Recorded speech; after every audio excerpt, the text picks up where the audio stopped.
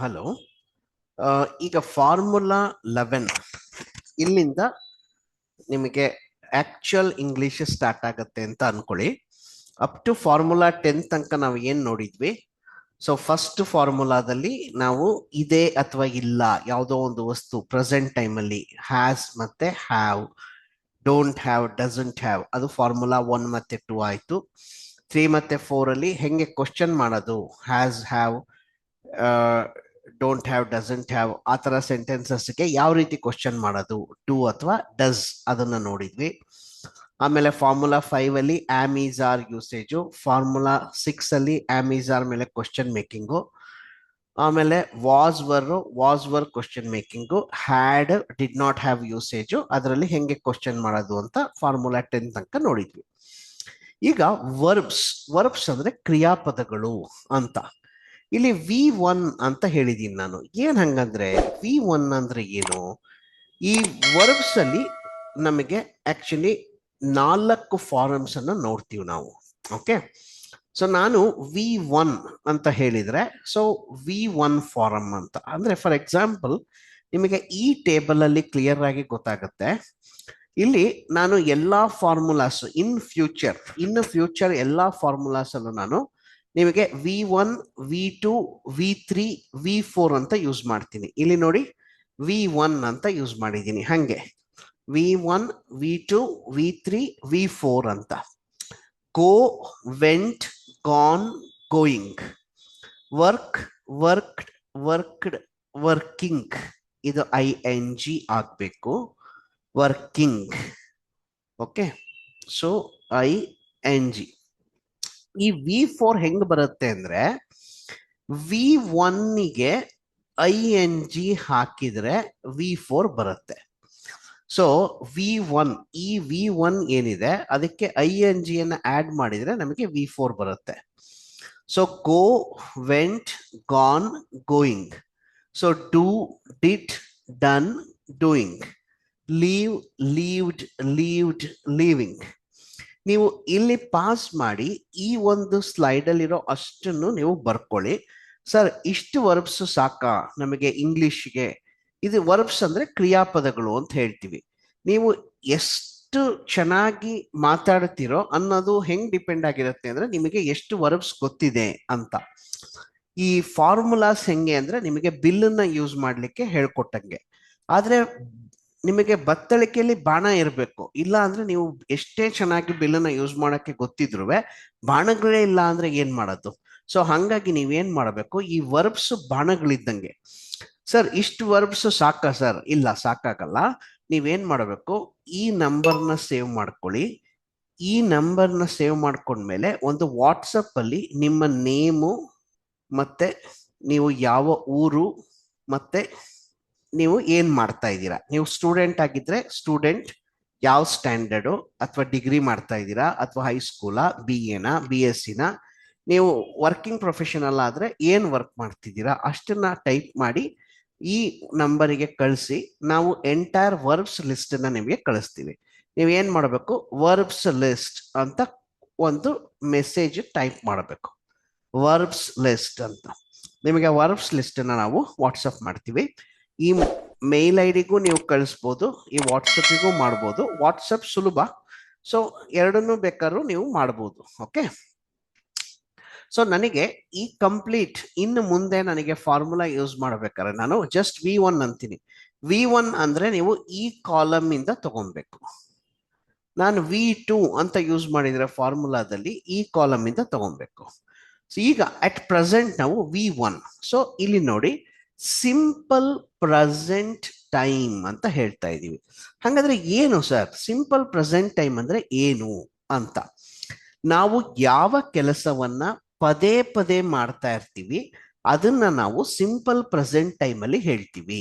English ಅಲ್ಲಿ ಹೇಳೋದಾದ್ರೆ actions which we repeat ಅಂತ ಹೇಳ್ತೀವಿ.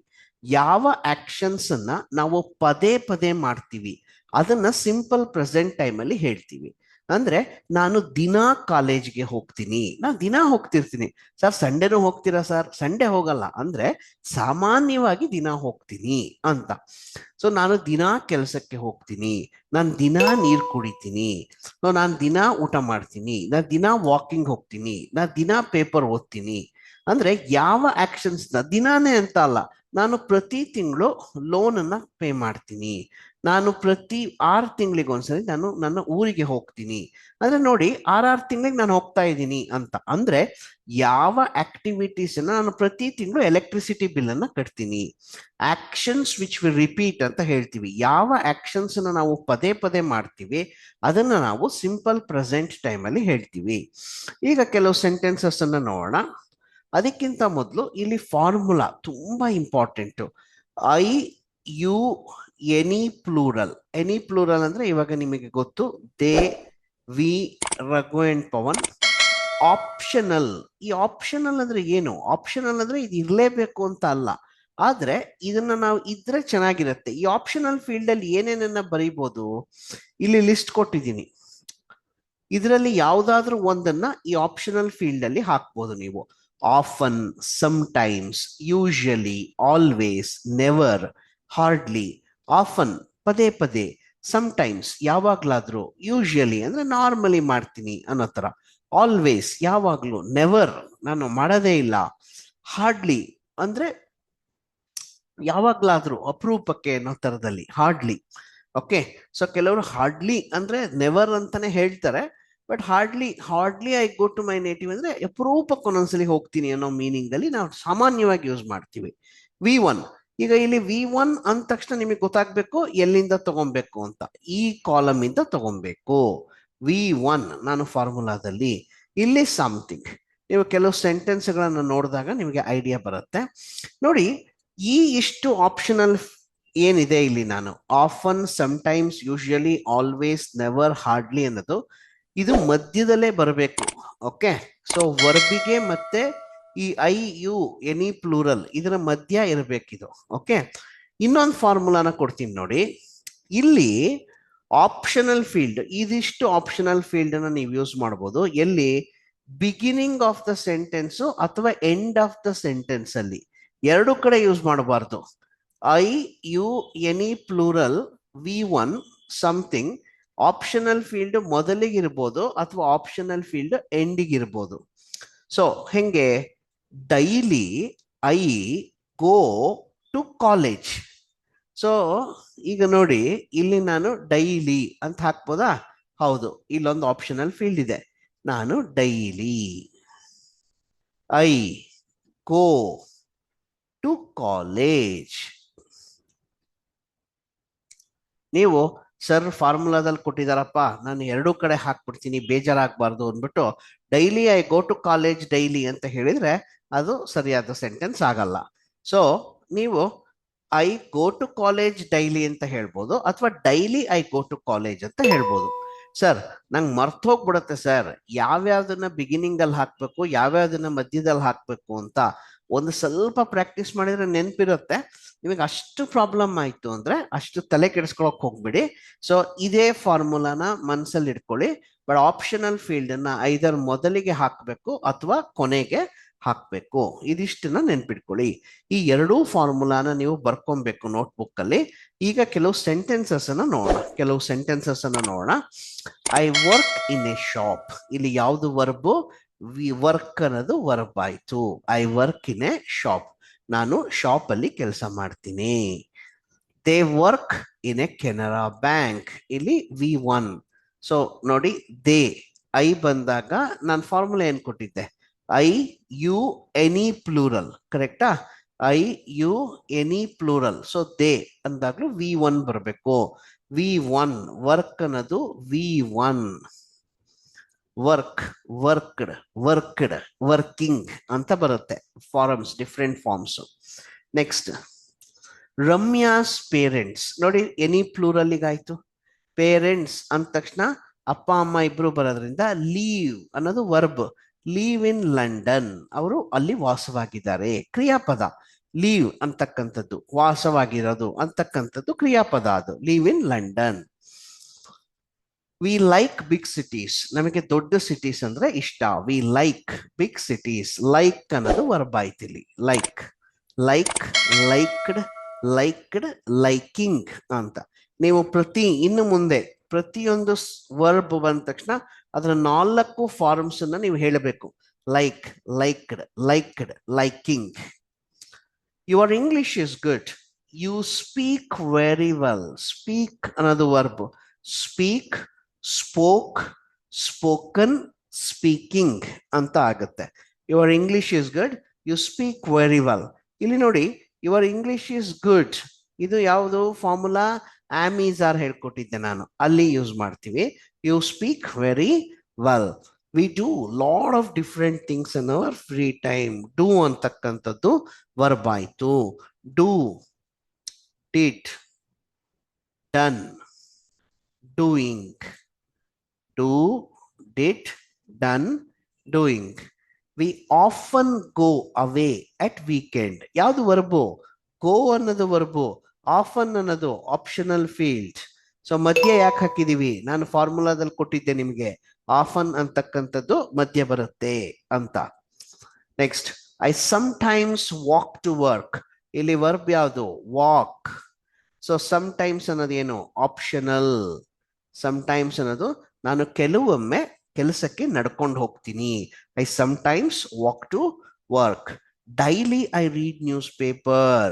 ರೀಡ್ ಅಂತಕ್ಕಂಥದ್ದು ವರ್ಬು, ಡೈಲಿ ಅನ್ನೋದು ಆಪ್ಷನಲ್. ಸೊ ಐದರ್ ಫಸ್ಟಿಗೆ ಹಾಕಬೇಕು ಇಲ್ಲ ಕೊನೆಗೆ ಹಾಕಬೇಕು, ಎರಡೂ ಕಡೆ ಹಾಕಬಾರ್ದು. I read newspaper daily ಅಥವಾ daily I read news paper.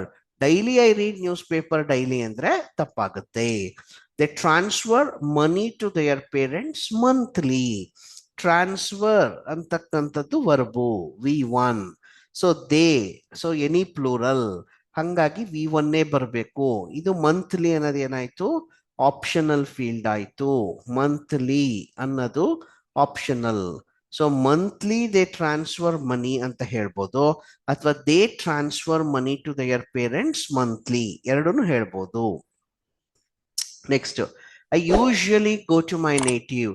ಗೋ ಅನ್ನೋದು ವರ್ಬು, ಯೂಶಲಿ ಅನ್ನೋದು ಆಪ್ಷನಲ್. ಸೊ ಐ ಬಂದಾಗ V1 ಬರಬೇಕು. So I usually go to my native. Normally they come to our house. Normally ಅನ್ನೋದು ಆಪ್ಷನಲ್ ಆಯ್ತು. They ಅನ್ನೋದು any plural, ಹಂಗಾಗಿ come ಅನ್ನೋದು ಏನಾಯ್ತು? ವರ್ಬ್ ಆಯ್ತು. ಅವರು ಸಾಮಾನ್ಯವಾಗಿ ನಮ್ಮ ಮನೆಗೆ ಬರ್ತಾರೆ.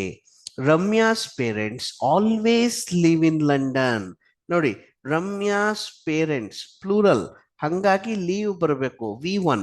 ಆಲ್ವೇಸ್ ಅನ್ನೋದೇನಾಯ್ತು? ಆಪ್ಷನಲ್ ಆಯ್ತು. ಆಲ್ವೇಸ್ ಅನ್ನೋದು ಆಪ್ಷನಲ್ ಆಯ್ತು. Next, we never like big cities. Like ಅಂತಕ್ಕಂಥದ್ದು V1.